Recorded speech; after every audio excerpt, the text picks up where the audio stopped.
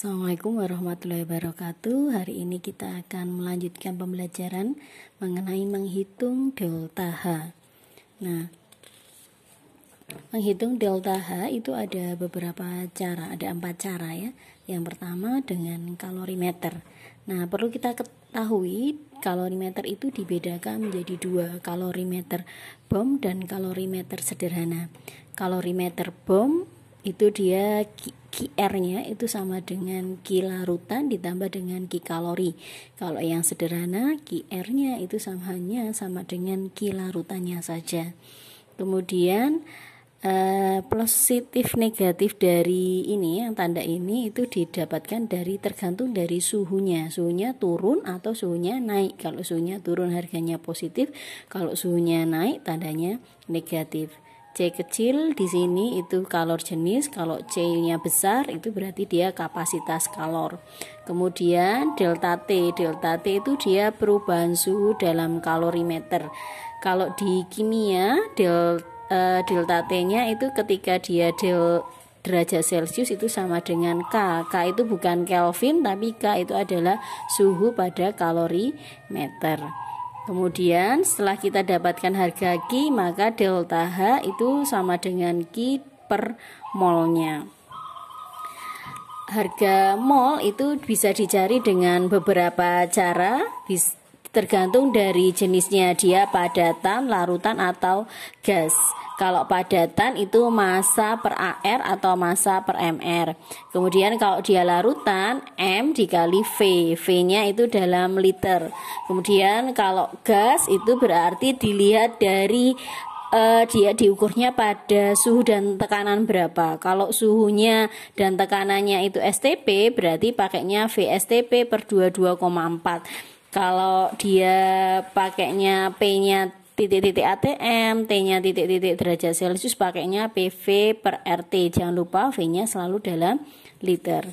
Kemudian cara yang kedua, jika dia diketahui harga delta H0-nya, langkahnya kamu buat reaksinya menjadi setara. Kemudian delta H unsur dan delta H molekul diatomik itu sama dengan 0. Ini yang perlu kamu cermati.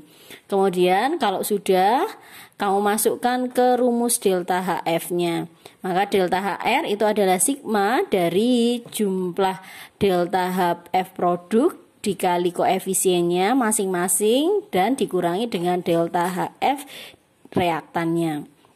Yang ketiga, ketika dia diketahui energi ikatan, itu berarti ada 4 langkah yang perlu kamu lakukan.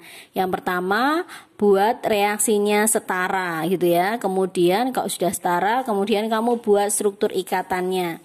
Kalau sudah, hitung ikatan yang sama dan kelompokkan. Yang keempat, masukkan ke dalam rumusnya delta HR itu sama dengan sigma dari energi ikatan reaktan dikurangi dengan energi ikatan produk.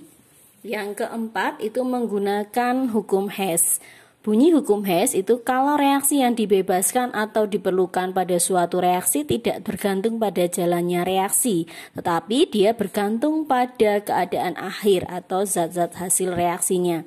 Atau untuk mempermudah ingatan kita, perubahan entalpi suatu reaksi itu dia tetap sama, baik dia dalam satu tahap maupun dia beberapa tahap. Ada 3 tipe. Yang pertama tipe siklus. Contohnya A menjadi B, ini dia satu tahap reaksi. Kalau A menjadi C, C menjadi B, berarti dia 2 tahap reaksi. Satu tahap sama dengan 2 tahap. Maka delta H1 itu sama dengan delta H2 ditambah dengan delta H3. Kemudian yang kedua tipe diagram. Tipe diagram itu kita buat A menjadi B, A menjadi C, B menjadi C.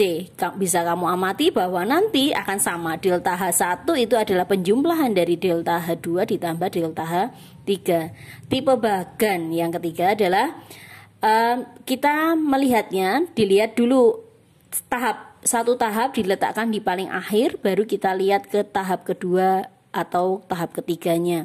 Misalnya A menjadi B itu terdiri atas A menjadi C, C menjadi B. Karena C-nya ini di ruas kiri dan di ruas kanan, maka bisa dihilangkan gitu. Atau yang perlu kita cermati adalah prinsipnya.